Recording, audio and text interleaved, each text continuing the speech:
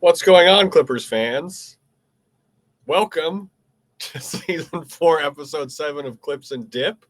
If I sound trepidatious, it is because our platform continues to update itself and not fix the problems that were there before. Anyway, I am Chuck Mockler, joined by Adam Osland. William Updike is in London, England, hopefully spreading the good word of the Clips. Clippers basketball is back next week. Regular season basketball is back. I cannot wait. If you're listening to us, thank you for listening. If you want to watch us, check out our post-game lives and stuff. You can find us at youtube.com/@ClippersPodcast. We're going to talk about the starting five today, which seems pretty set heading into the final preseason game that will be missing some key contributors. We're going to preview that game against the Warriors.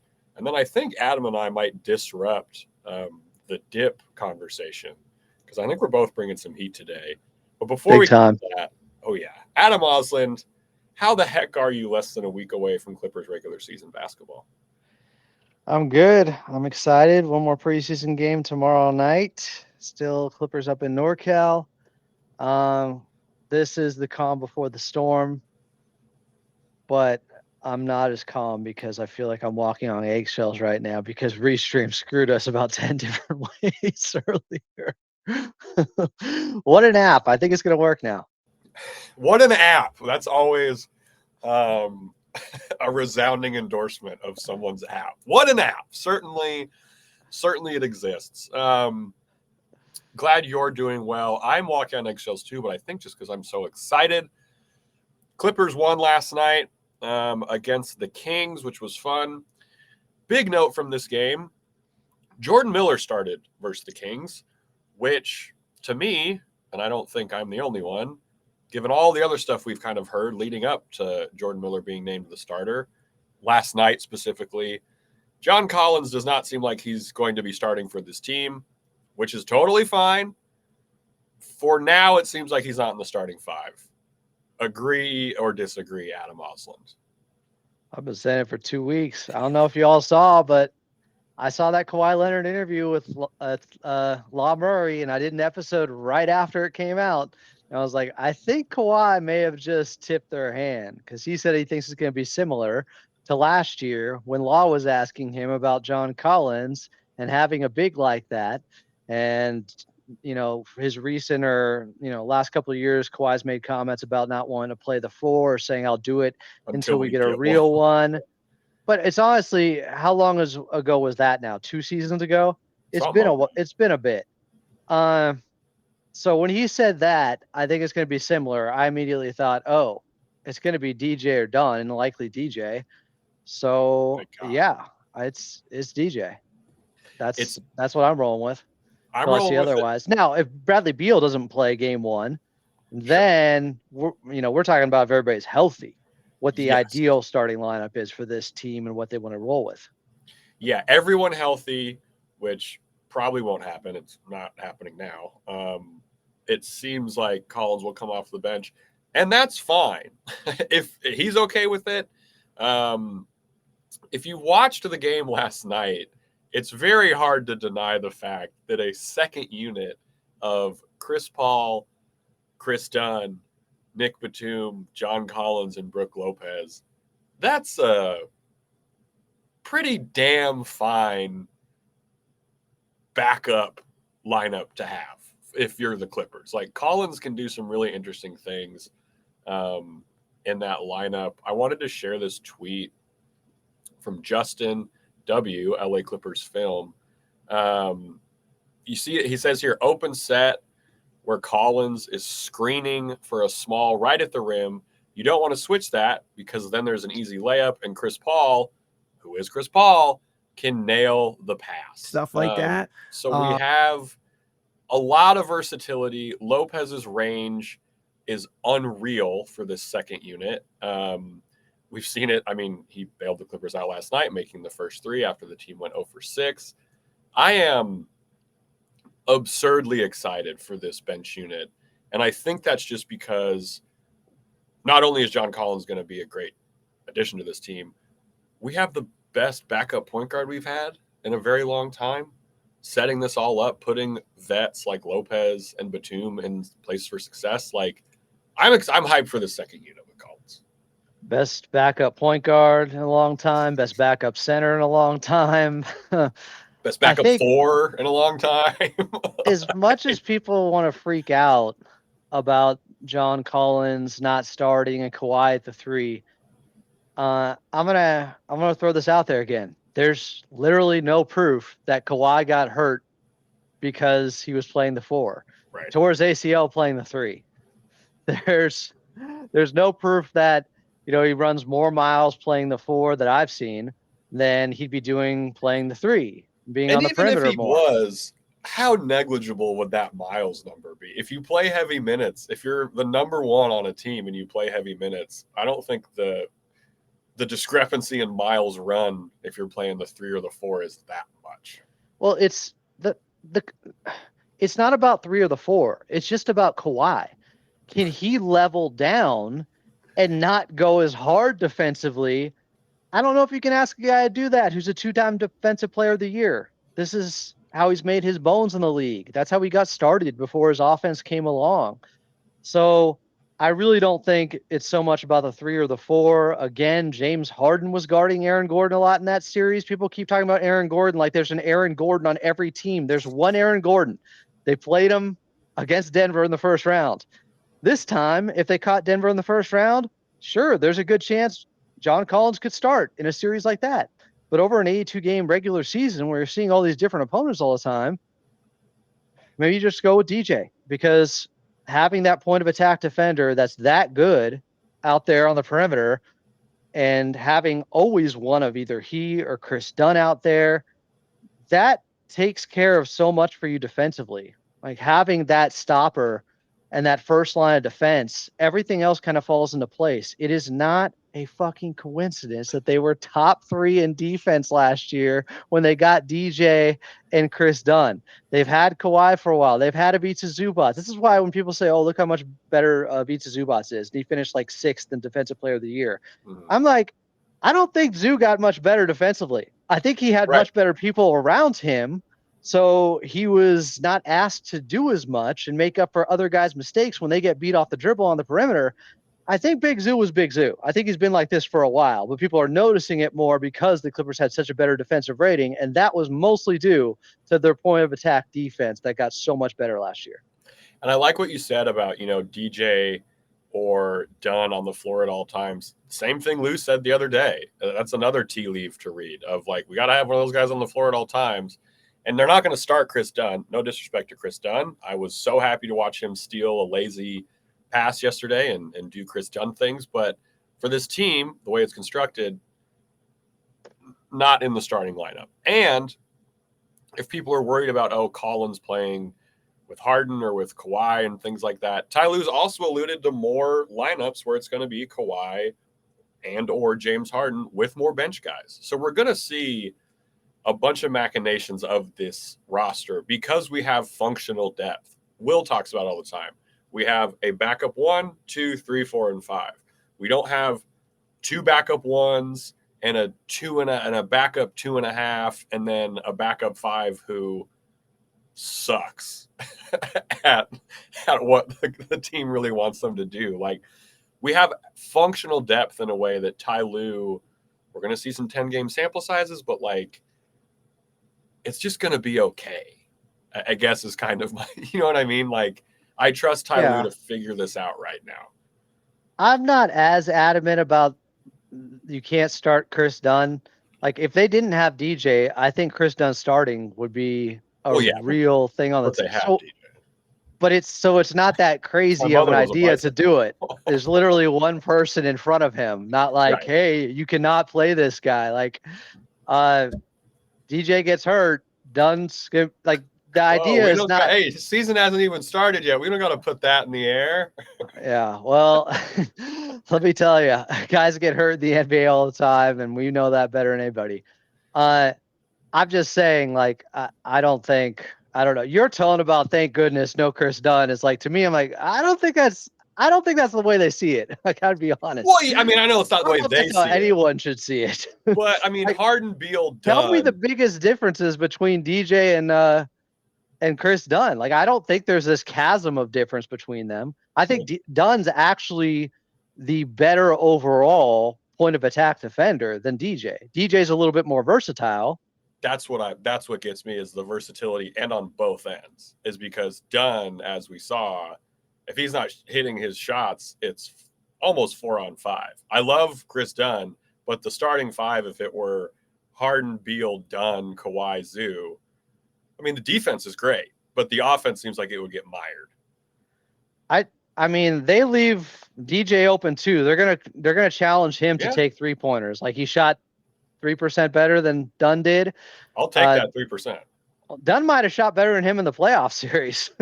Dunn shot 36% in the playoff series. Like, I just don't think it's that huge of a difference. And if they have to go to Dunn at some point, I'm not worried about that either. But maybe then you go John Collins instead if DJ wasn't available. And that option wasn't there last season. So it's like, if you want to have one of those two guys always because you want those point of attack defenders, but let's say one of them is banged up, then what do they do? Yeah. That's interesting to me. And in that case, maybe it is John Collins. But everybody shouldn't freak out too much about JC, like, not starting. Look at how the chemistry the second unit has. It's almost making me think, like, could they do a full line shift? Dude, I'm telling you, like, it was unreal. And the other thing, the chemistry that the first unit has too, right? Like, I think this preseason has been really cool to see. The Dunn DJ connection is awesome. Like, Zoo is great at finding him on those cuts out of the roll and everything. Like, I really like that. I didn't mean to be so harsh on Dunn. I just like Derrick Jones Jr. a little more fully healthy. Dunn is the best because of the defender. Playoff. Yeah, maybe in the league. Like on the team. I think people have overdone it with how bad he was against Denver. He shot 36% from three. He actually shot better than he normally does. I know they were shrinking the floor on them. He had open threes. Well, he's going to have open threes during the regular season too. So is DJ. I do think DJ has a higher ceiling overall because he's a younger player. And we talked about it last night. More size. What's their comparison, actually? Yeah, but Dunn, like, he was guarding Şengün in games against the Rockets last year. Like, he can guard up. But DJ, what he was doing last night and throughout the preseason, he's been noticeably more aggressive with attacking the basket and using that crazy athleticism and his skinny frame to get around guys, like, and his long strides. Like, I think that's got to be a point of emphasis because they are getting ready to have him in the starting lineup, and they're saying, hey, you need to be functional outside of just 3-point shots, because if that's the only thing that you're adding on the offensive end and they're playing off of you and you're not knocking them down, then it's a problem. You got to have a change up there, and he can slash. He can get to the basket a little bit. And what he does too, he runs very quickly down the floor, and then James Harden can hit him with a 50-foot pass. So that, I think, is kind of the other part of his offensive game, right? That they want him to do more. Like, hey, man, you're our transition attack a little bit. That's true. That's a good point. When it comes to hit ahead stuff, DJ, he's phenomenal in that area. I love this quote. Law Murray had a great piece on John Collins, I think came out today. And I count this as a contract year quote, and I don't mean that in a disrespectful way, but we hear guys say stuff like this in a contract year.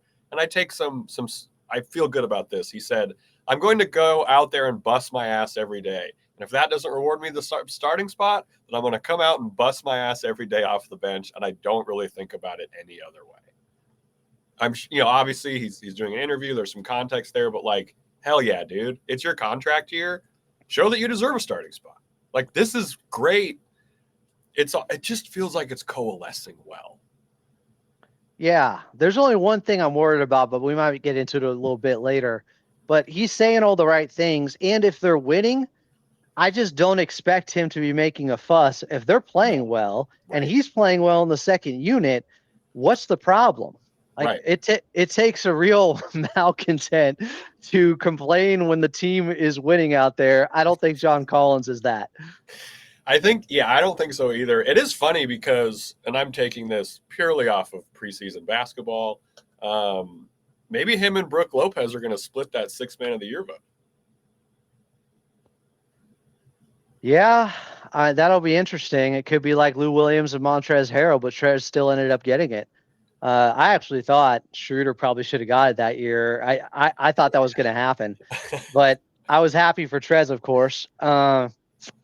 Yeah, I think that's a good call. I do think people should pump the brakes a little bit because Brook Lopez has been so hot from Dude, the his outside. numbers, I gotta find them. His nut Russo posted them, but it's just like, yeah, I don't think he's I don't think he's shooting 49% or 70%. whatever. Whatever it is. The three he hit with Dario Saric in his face from distance from on the right wing last night was like, it was absurd. Like he's walking into the gym on a heater. Here's his preseason. 8 of 15 from 3, plus 50 throughout the games in the preseason. Wow. I'll take it. Well, 37% and above is fine with Right. me. And I think he shot 37% last year from 3. Would it be great? Now you can say, well, it's a different role. He's going up against more backups and second unit guys. He can take advantage of that. And that's a real argument for bringing out the best in Brook Lopez now at the age of 37. So, I mean, I expect him to be good, but shooting over 50% from 3, like this is just unbelievable. I don't want him to set the expectations so high in Clippers fans' minds so that if he's only going 4 of 10, it looks like an off night. 40%? What the hell is it? Yeah. The Clippers are also starting, just zeitgeist-wise, things are coming back around to people being excited about the Clippers. I've seen a bunch of aggregator accounts be like, low-key, I'm excited to watch the Clippers play this year. And it's like, well, first of all, get away from us. We don't want this. We don't want this energy around us. We don't like it when people are like, hey, maybe this will be the funniest championship ever, Bill Simmons. Like, stop talking about that. I'm fine with that stuff. Honestly, I hate when people want to shy away from expectations. I'm fine with expectations, but outside people, I just don't. I don't because like then they hammer us. Yeah, because then they're wrong, and then they're like, "Well, actually, they kind of suck," and just I don't like that. Inside expectations, keep it inside the house. I'm fine with discussing this inside the house amongst ourselves. The problem neighbors is don't get to talk to us about what we got going on. Problem is, if you're legitimately good, you can't keep that a secret for long. And eventually you have to play with expectations and get used to it. And pressure is a privilege, as everyone loves saying lately. And the second unit has looked phenomenal. So it's like, all right, we are deep. Yeah. Brook Lopez is not going to be this good. Second unit is not going to be this good all the time. They played 3 preseason games. One was against a team from China. Like, let's temper expectations a little bit. So if they do go out and win the first 2 games against Utah and Phoenix, then start to freak out and get a little bit excited. Then smash that over. Also, I have a bone to pick with stats.nba.com. They have 1 preseason game of stats up for the Clippers. Stats.com? And stats.nba.com. The NBA site had 1 game of stats for the Clippers. If you go to team stats or whatever, because I wanted to look at Lopez's numbers, it's like they've played 3. You freak. Well, the courtside app has them all. I'm not on the apps. ESPN has them. I'm using a desktop, dude. I'm using a dial-up. I got a tower I got to turn on before I get this bad baby going. Is this Windows XP? What? Yeah. This is one of the early OSs. Kawhi and Harden done for the preseason. They will not play tomorrow against the Warriors. Zoo TBD, but just sit Zoo too, right? Like, what more do we need to see? I'm sitting everybody, honestly. Yeah. Because there's a two-way spot open. Guys are legitimately fighting for it. They've only had 4 preseason games. Guys haven't had much of an opportunity, the young guys, to prove themselves. I'd sit all the starters unless Beal is ready to go and they just want to get him some work. That makes sense to me. Yeah, we're going to definitely talk about the Beal thing. How are we feeling about Harden and Kawhi's preseasons? Kawhi's look really good. Harden's been up and down and sloppy and careless with the basketball at times, but he was in last preseason too. What do you I don't mean? think he takes it that. I don't think he has Jim the Harden? seriousness of. I think actually he probably has the appropriate level of seriousness for what preseason basketball is. He knows the assignment. He's taken more risks with his passes. I'm not overly concerned with it. He has shown juice off the bounce, getting downhill, finding alleys. He's looked quick at times. He got in his bag a little bit last night. Had an and one. I think he missed the free throw, but He had a mid-range jumper last night too, didn't he? like he hunted it. It was like on the right elbow. Yeah. That kind of raised an eyebrow. Like, is he going to take more mid-range shots again? I love how he takes one and we're like, holy shit. I know. 2013 Harden is turning back. a new leaf. Kawhi looks. He's letting it fly from three, so I don't know how indicative that is of what his approach is going to be in the regular season. But nice to see the legs are there, right? Every time Kawhi's come back, when he shoots that three and it's short, everyone goes, "Oh, he's still working his way back into shape." And they didn't have a lot of short ones, which is good. So, yeah, I hope they sit Zoo too. Maybe I don't know. Because Zula even looked a little bit disengaged or disinterested at times last night, which is rare for him. But yeah, I honestly think there was a come down after the game, the first half they played against Denver. Yeah, they really got up for that one, and I guess that's good practice. I'm a transition defense has been a little just kind of on the whole, not just for these three guys. It's just going to be an issue for the Clippers. Like no team is perfect, right? That's the weakness for the Clippers defense right now. And again, last season they were like 13th best or 15th best. They were like maybe a little bit above average, and they had a couple of bad games against Denver, so we overreact to it. No, they're an older team. I agree with you. Some of this stuff, these are built-in problems. Everybody has their flaws, but you have to make up for it in other ways. And I think they're capable. Yeah, they are capable. God, I'm so excited for Clippers basketball. Coming up, we're going to talk a little bit about the game against the Warriors, who I don't even know who the hell is playing in that game. If you're listening, going to be a quick break. If you're watching, our faces are still here. I'm also just, if you've been watching and you're wondering why I'm growing out the worst beard you've ever seen in your life, it's real bad. My men's league baseball team were in the World Series. So, wow. So I know if we win this weekend, we close it out. But if not, then the Dodgers. If not, you will have to see this horrible beard for another couple weeks, which I do apologize for. But yeah, we're going to talk about Clippers versus Warriors, and then I think we're turning the dip world on its head. Coming up after this audio break in 3, 2, 1. Welcome back in. It's Clips and Dips, Season 4, Episode 7. I'm Adam Moslin. He's Chuck Mockler. Will is abroad.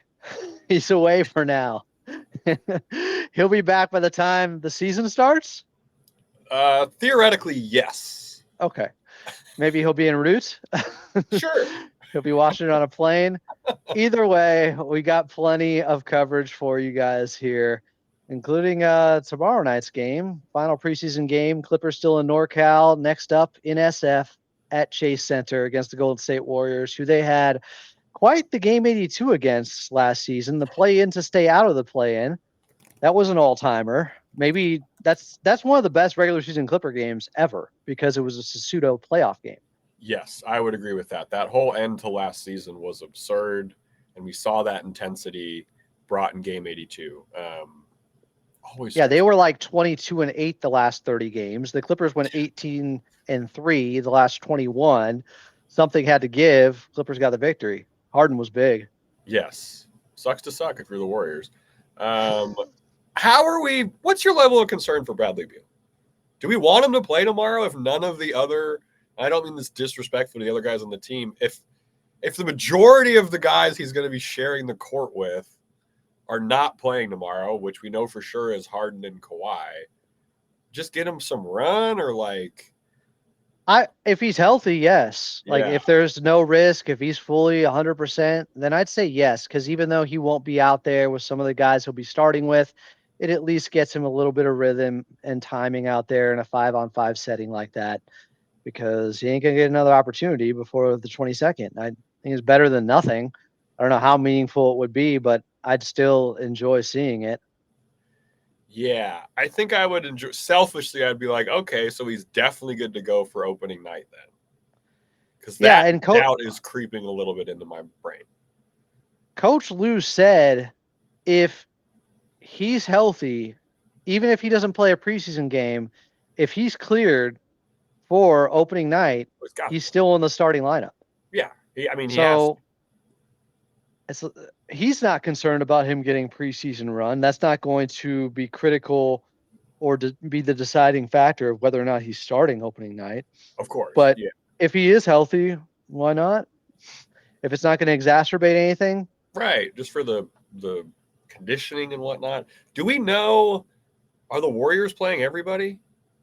I know Jimmy's out, which is hilarious. I saw earlier, I thought I saw Jimmy Butler's out, at least. He's old as hell, too. Yeah, they're the other team.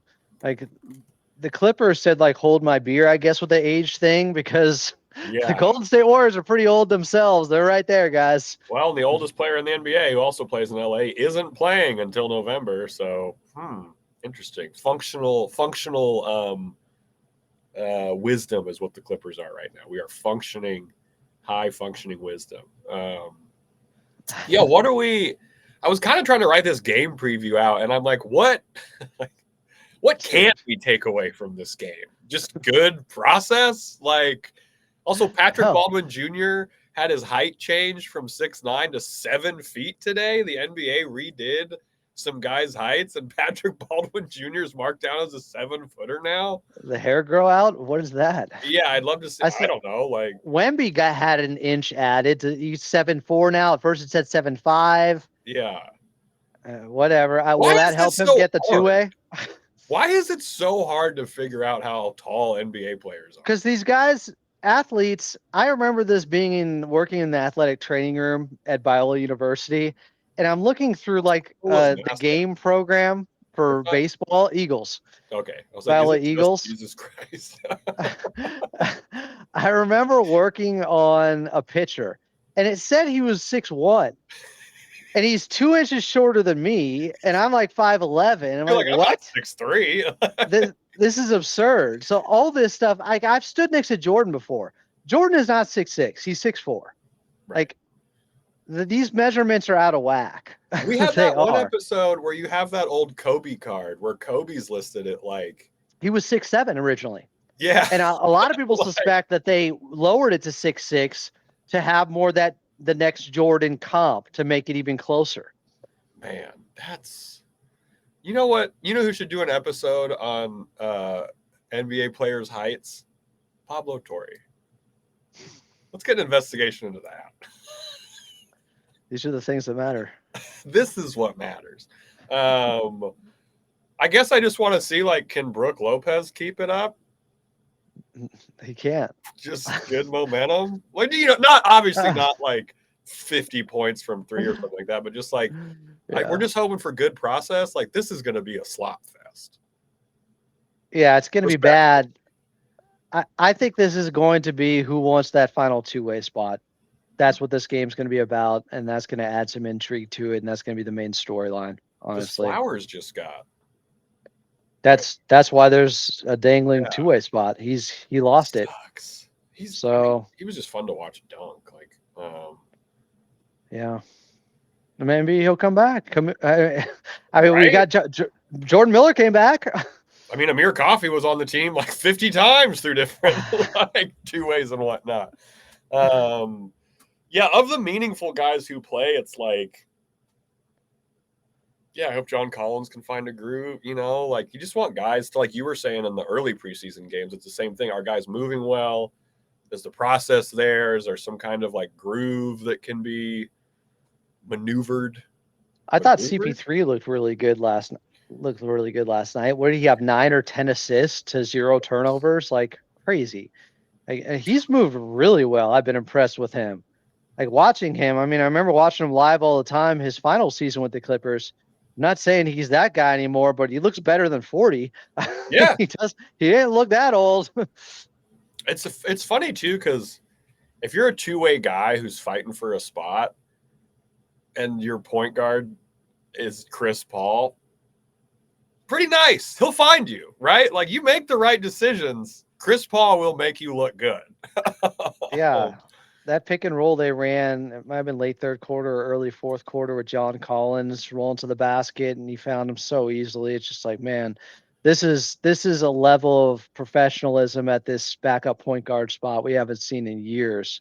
Yeah, the pick and roll with John Collins going to the rim and then Brook Lopez ready for three on the outside. Like last That night, the backup, just the hockey change that Ty Lue did, where it was like Chris Paul, Chris Dunn, Nico, Collins, and Lopez. It's like no disrespect to John Collins there, but you take the other four guys, just defensive IQ plus wisdom plus just knowing how to be an NBA player. Like it's not obviously it's not the most athletic, backup five scenario as totality backup five, but it's the smartest. You're not like Chris Paul had that steal early in the game where they threw it down into the post and Chris Paul just chipped off, yeah.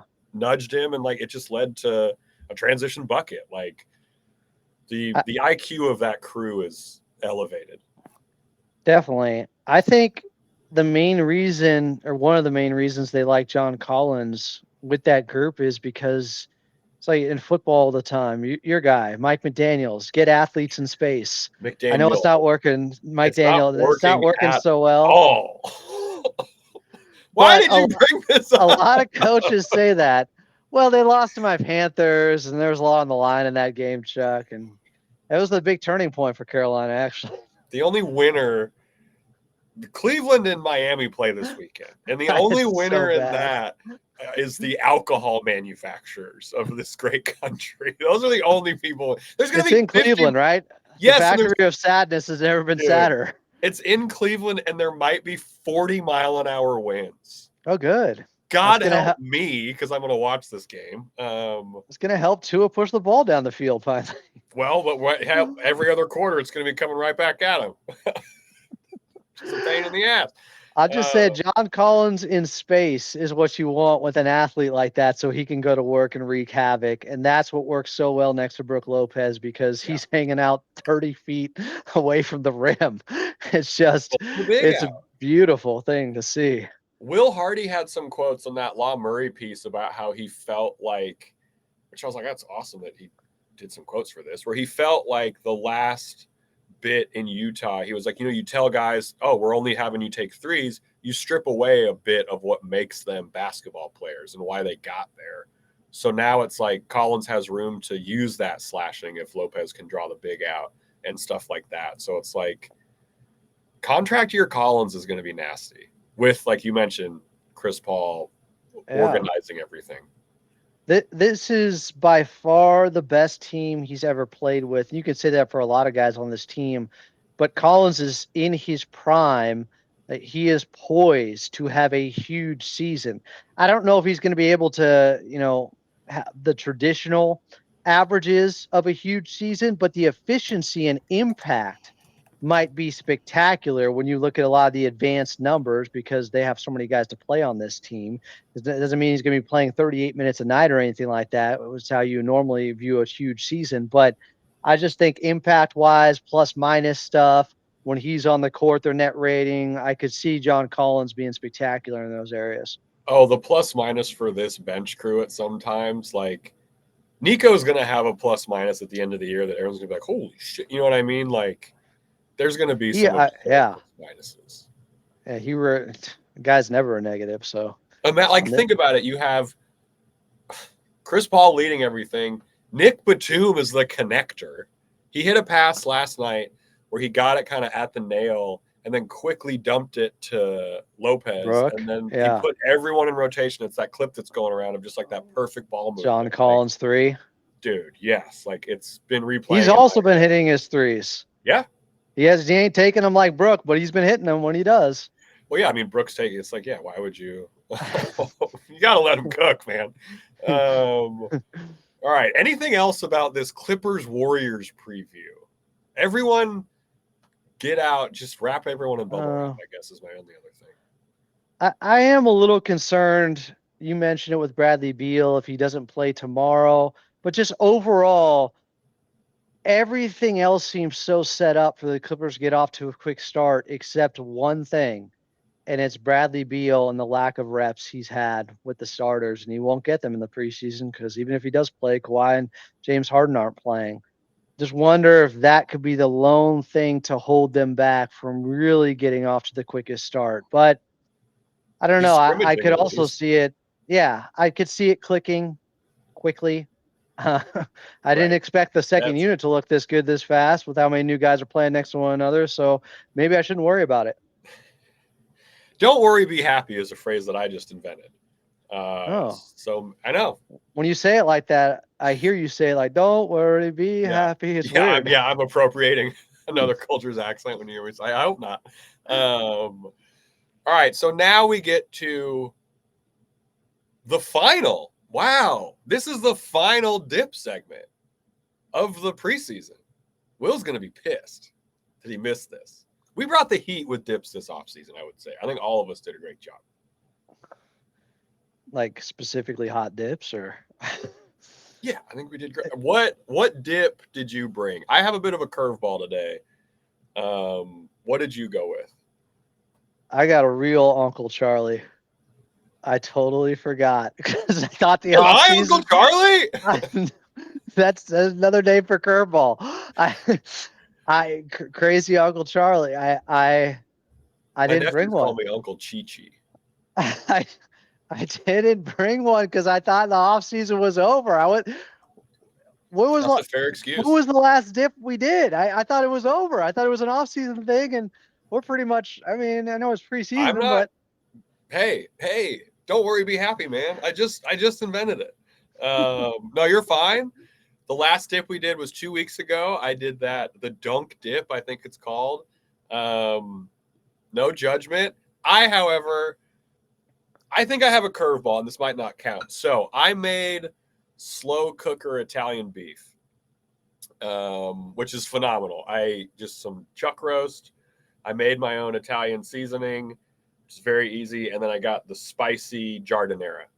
And then some beef broth. What's the sauce you dip it? The au jus? What's it called?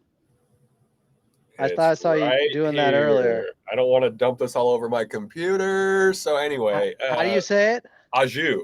Au jus. So yeah, I thought that's what you were up to. You showed me the sandwich and then you put it down. Like I know this guy. I know. So I did look. If you're from Chicago, I understand this is a dumbed down version of Italian beef. I didn't have 2.5 days to do whatever. I'm not discrediting your city. This is the recipe that I had for my slow cooker. Cultural appropriation. This is terrible on my part, but I will say it's one of the best things I've made in the slow cooker. I'm a bit of a Bobby Flay when it comes to the slow cooker.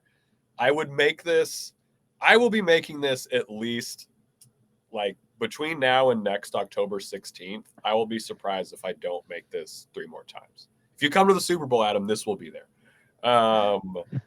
10 out of 10. I would bring this to a barbecue, but it would overshadow whatever barbecue we were at because I would show up with 12 sandwiches. Yeah. There's that a-hole bringing the good as you sandwiches again. Brought his Italian trying to outshine us all. The carne asada. Would you consider, is au jus a dip or is it only a... See? Well, they call it like a French dip, so it's got to be. Right, but it's one of those, again, this is for the Patreon. The consistency is pretty thin. Right. We're going to do 3 hours on this on the Patreon later.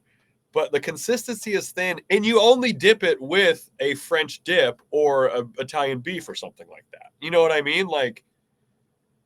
If you ordered chips and dip and the restaurant brought out your favorite chip and then a little bowl of au jus, you'd be like, what the fuck are we doing here? Maybe it's regional? I don't know. It's not a versatile dip. It's a very specific dip. It's wet is the other part. It is a wet dip. Wet ball, wet dip. Yeah. I think it's maybe city and vessel dependent dip. There's a lot of categories of dips, right? Yeah. This is a niche. There's a lot of qualifiers for this to be a dip. Some things are just a dip. It's kind of, I wouldn't consider soups a dip, but Correct. you got the Ritz crackers. You got it a cheese works in sandwich that and way. some tomato soup. Right. That's one of the best things ever. In that case, I would say that is made to be a dip, just like this is. I think it's very specific. Yeah. Do you specialized? have a favorite dip of the off season that we did or that you did? That I did? I have a favorite that you did. The yogurt or my hands? No. I have removed the piece of my brain that was. I physically removed the piece of my brain that remembered that. That was a dip. The Buffalo Wild Wings sauce you had. You were ecstatic. I had, yes, the Asian zing sauce with beef. Using that with beef is really good. Yeah. Not just chicken wings. That was an undercover dip. I think a lot of people have changed their minds on the Asian zing because of that episode. Legendary episode. Yeah. Hey, the tides have turned. Let me check Google Trends to see what that was doing before and after that episode. Check it out. Will always brought the heat with the dips. They were always very involved. One of them, he said he made and ate off camera, which we didn't believe for a second.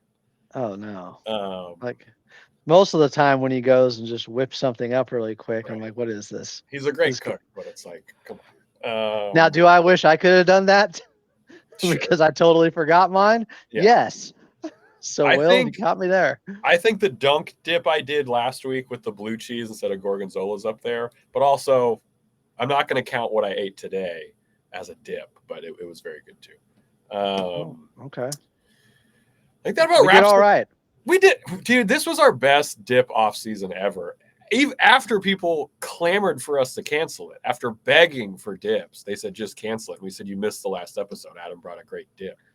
That put the chip on our shoulder, to which we then dipped into one of our specialty dips.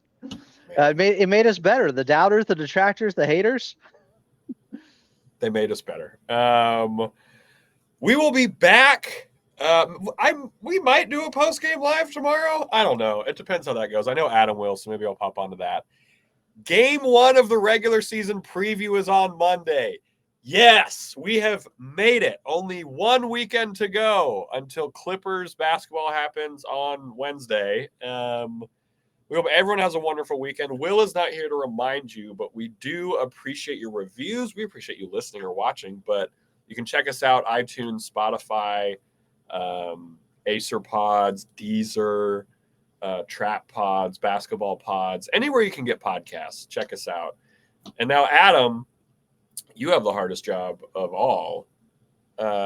One positive thing for this Clippers team as we head into the last weekend without Clippers regular season basketball. Point of attack defense is still on the menu, not just Charles's French dip. Point of attack Italian defense. beef. I was Italian beef. I was incredibly concerned at one point this summer that we were going to lose our identity, and it's not happening. They're not going to let it happen. They're not just going to let it be a one-off, one-season thing. They found something last year. Please stick with it, and then we can improve in other areas still, which they have in spades. Another year in Van Gundy's defense. It's going to be awesome. We hope everyone has a wonderful weekend. Stay safe. Make some Italian beef. Get the Asian zing sauce. Let us know your favorite dips of the offseason. Let us know what you think is going to happen in the regular season at Clippers Pod or at Clippers Podcast on YouTube. We will see y'all maybe tomorrow, but definitely on Monday night to preview the Clippers regular season matchup. And as always, we appreciate you. Let's go Clips.